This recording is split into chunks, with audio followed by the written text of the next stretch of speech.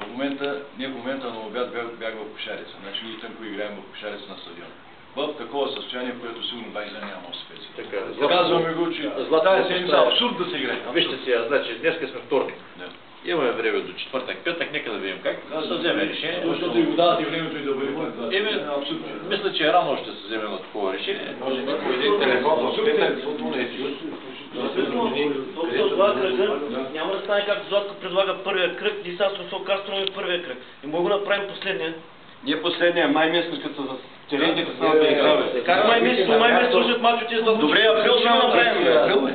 Значи, дайте да не слагаме слагането пред кръвата. Да може да отложа правилно конкретни матчи.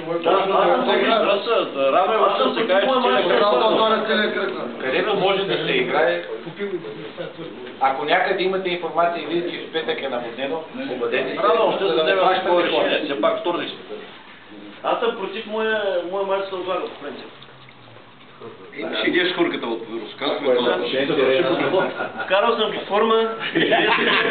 Всичко на режим от една седмица. Всички неща на разходи.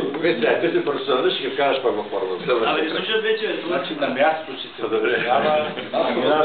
не може да си.